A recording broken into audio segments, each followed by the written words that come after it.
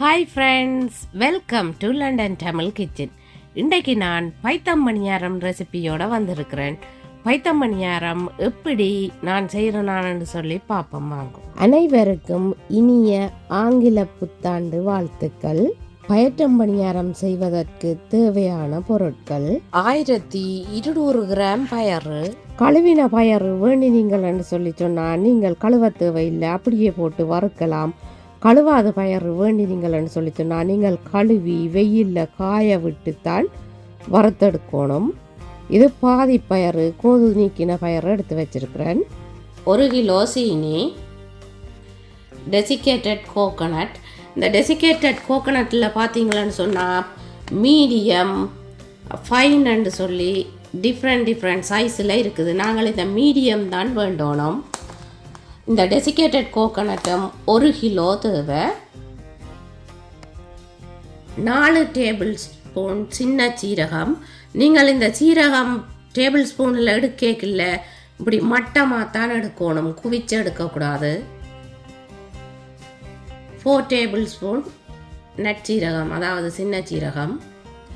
2 table spoon மிளகு, 10 ஏலக்காய்,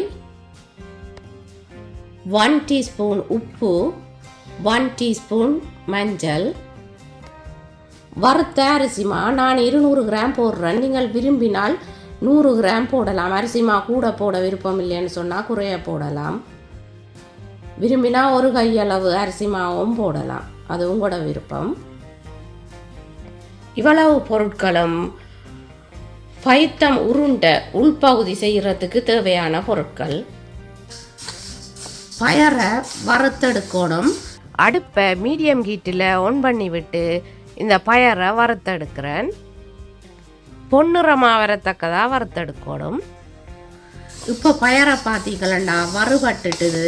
என்னென்று கண்டுபிடிக்கிறேன்னு சொல்லி சொன்னால் இந்த பயரில் இருந்து ஒரு நல்ல வாசம் வருது, வறுபட்ட வாசம்.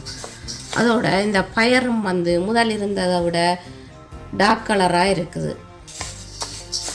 இந்த டைமில் அடுப்பை ஆஃப் பண்ணிட்டு இந்த வறுத்த பயரை கொஞ்ச நேரம் ஆற விடணும். டெசிகேட்டட் கோகோனட்டை வறுத்தெடுக்கணும். மீடியம் ஹீட்டுக்கும் லோ ஹீட்டுக்கும் இடையில விட்டு வறுத்தெடுக்கணும், அல்லது லோ ஹீட்டில் விட்டு வறுத்தெடுத்தீங்கன்னு சொல்லி சொன்னால் நல்ல பதத்துக்கு வறுபட்டு வரும்.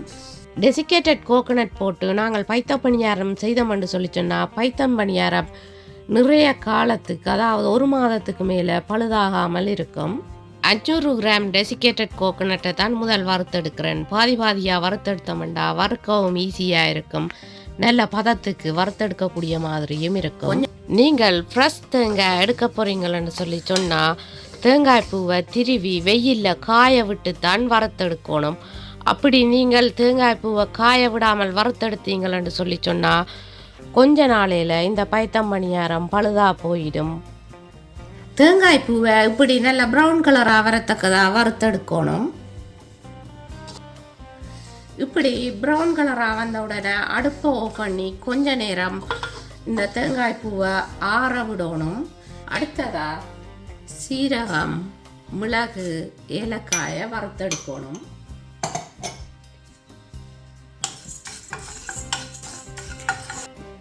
இந்த சீரகம் மிளகு வறுபட்டுட்டுதுன்னு சொல்லி எப்படி கண்டுபிடிக்கிறேன்னு சொல்லி சொன்னால் நீங்கள் பார்த்தீங்கன்னு சொன்னால் இந்த சீரகம் படிக்கிற சத்தம் கேட்கும். அதோட நல்ல வாசமும் வரும், சீரகம் வறுபட்ட வாசம். அந்த டைமில் நாங்கள் அடுப்பு ஆஃப் பண்ணிடணும். கொஞ்ச நேரம் இப்படியே ஆற விடணும். வறுத்த பயரை கிரைண்டர் கப்புக்குள்ளே போட்டு அரைச்செடுக்கணும்.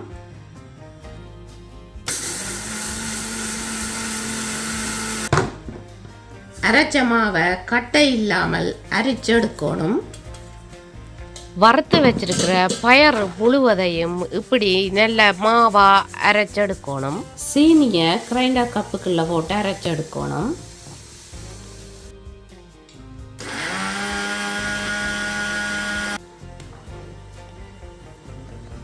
சீனியை இப்படி நல்ல பவுடராக அரைச்செடுக்கணும்.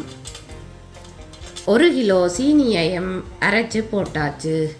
அடுத்ததாக 1 கிலோ பைத்தம்மா, 200 கிராம் அரிசிமா, எடுத்து வச்சிருக்கிற உப்பு, மஞ்சள், வறுத்து வச்சிருக்கிற சீரகம், மிளகு, ஏலக்காயை அரைச்செடுக்கணும். இந்த சீரக, மிளகு, ஏலக்காய் தூளை அரைச்செடுக்க தேவையில்லை, நல்லா பவுடர் ஆக்கிட்டு அப்படியே போடலாம்.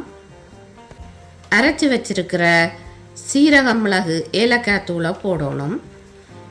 எல்லாத்தையும் சேர்த்து நல்லா மிக்ஸ் பண்ணி விடணும். இப்படி நல்லா மிக்ஸ் பண்ணி விடணும். வறுத்து வச்சிருக்கிற தேங்காய் பூவை அரைச்செடுக்கணும்.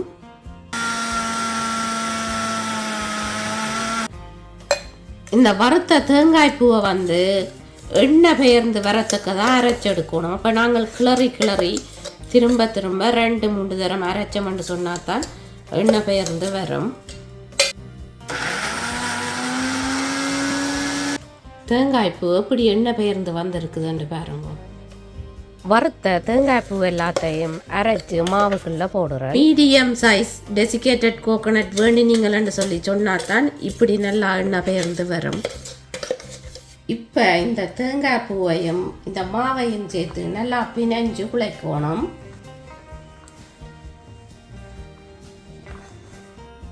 தேங்காய் பூ, சீனி எல்லாத்தையும் நல்ல வடிவாக குழைச்செடுத்தா பிறகு 450 ml ஹாட் வாட்டர் விட்டு இந்த மாவை குழைச்செடுக்கணும். ஹாட் வாட்டர் விடைக்க கொஞ்சம் கொஞ்சமாக தான் விடணும். ஹாட் வாட்டர் கூடிச்சுதுன்னு சொல்லி சொன்னாலும் உங்களுக்கு பைத்தம் பணியாரம் களி மாதிரி இருக்கும். நீங்கள் உங்களுக்கு தேவையான அளவு தண்ணி விட்டு குழைக்கணும். ஏனென்று சொன்னால் இந்த பைத்தம்மா, இந்த நாங்கள் போடுற மாவுகளின் குவாலிட்டிக்கு ஏற்ற மாதிரி தான் தண்ணி தேவைப்படும், அதாவது ஹாட் வாட்டர் தேவைப்படும்.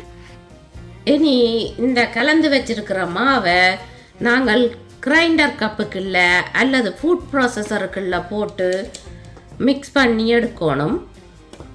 நான் கிரைண்டர் கப்புக்குள்ள போட்டு மிக்ஸ் பண்ணி எடுக்கிறேன். நீங்கள் விரும்பினா ஃபுட் ப்ராசஸருக்குள்ள போட்டும் மிக்ஸ் பண்ணி எடுக்கலாம்.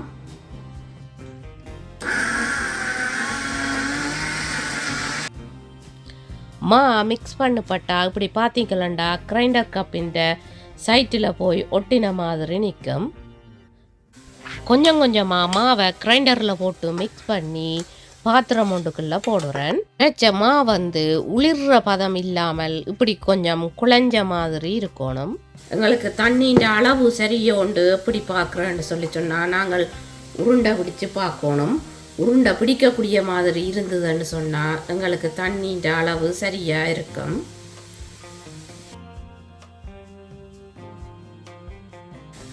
இப்படி உருண்டை பிடிக்க எண்ணெய் பெயர்ந்து வரும். இந்த மாவின்ற கலரையும் உருண்டைன்ற கலரையும் பாருங்க. இந்த உருட்டை நல்ல ப்ரௌன் கலராக வரும். இப்படி எண்ணெய் பெயர்ந்து வரத்தக்க மாதிரி நாங்கள் இந்த பைத்தம் உருண்டைகளை உருட்டி எடுக்கணும். இப்போ மிக்ஸ் பண்ணி வச்சிருக்கிற எல்லா மாவையும் உருண்டைகளாக உருட்டி எடுக்கிறேன். உருட்டின உருண்டைகளை தோச்சு பொறிப்பதற்கான செய்கிற முறை எப்படி என்று பார்ப்போம். 420 கிராம் வெள்ளைப்பச்சை அரிசி எடுத்து வச்சிருக்கிறேன், அதாவது ஒயிட் ரைஸ். இந்த அரிசியை 1 மணித்தியாலம் தண்ணி ஊற்றி ஊற விடணும். 1 மணித்தியாலம் ஊற விட்டா பிறகு அரிசியை நல்லா தண்ணி வடிய விடணும். தண்ணி வடிய விட்ட அரிசியை கிரைண்டரில் நல்ல மாவை அரைச்செடுக்கணும்.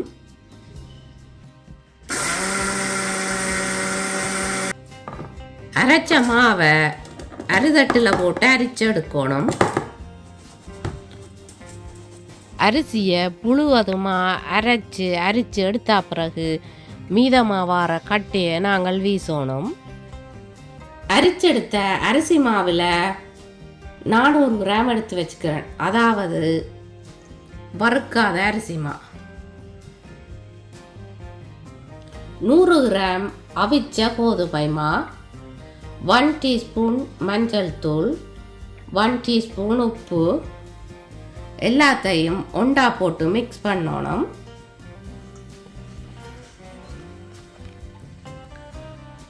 கொஞ்சம் கொஞ்சமாக தண்ணி விட்டு கரைச்செடுக்கணும்.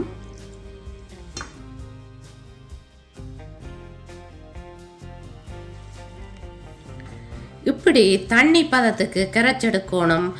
நான் 350 ml தண்ணி யூஸ் பண்ணி இருக்கிறேன். நீங்கள் உங்களுக்கு தேவையான அளவு தண்ணி விட்டு கரைச்செடுங்கோ.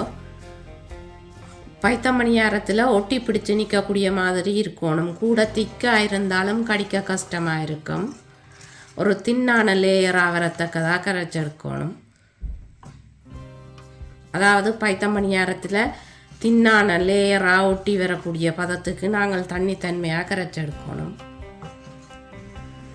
உருட்டி வச்சிருக்கிற பைத்தமணியாரத்தை மாவுக்குள்ளே துவச்செடுக்கணும். அடுப்பை ஆன் பண்ணி மீடியம் ஹீட்டில் விட்டு எண்ணெயை கொதிக்க வச்சிருக்கிறேன். இப்படி பைத்தமணியாரத்தில் நல்லா கோட் பண்ணப்படணும்.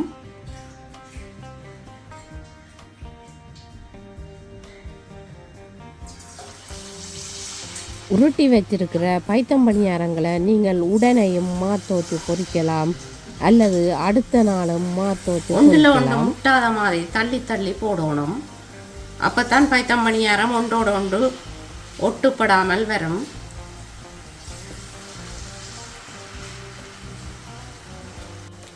இப்படி நுரை அடங்கி வர டைமில் நாங்கள் பைத்தம்பணியாரத்தை கிளறி விடணும். ஸ்டிக் பண்ணப்பட்டிருந்தால் அதை நாங்கள் இப்பயே பிரித்து விடலாம். நல்லா பொரிஞ்சுதண்டா பிரிக்க கஷ்டமாக இருக்கும்.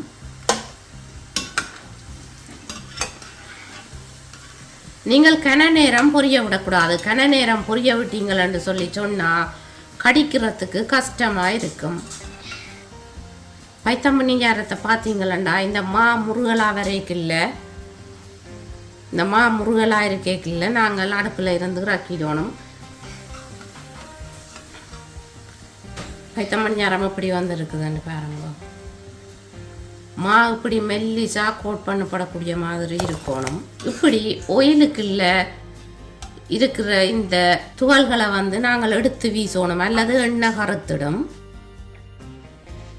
நான் எடுத்த இன்க்ரீடியன்ட்ஸின் அளவுக்கு 120 இருந்து 140 வரை பைத்தம்பணியாரம் வரும். நீங்கள் உருட்டுற உருண்டைன்ற சைஸில் தான் 120 இருந்து 140க்குள்ளே வரும். எனக்கு 140 பைத்தம் உருண்டைகள் வந்திருக்குது. என்னுடைய வீடியோ பார்த்ததுக்கு ரொம்ப நன்றி. உங்களுக்கும் இந்த ரெசிபி பிடிச்சிருந்தா ட்ரை பண்ணி பார்த்து ப்ளீஸ் எப்படி வந்தேன்னு சொல்லி எனக்கு கமெண்ட் போடுங்க. மீண்டும் இன்ட்ரெஸ்டிங்கான ஒரு ரெசிபியில் உங்களை சந்திக்கும் வரை உங்களிடமிருந்து விடைபெறுவது உங்கள் மதி. பாய்.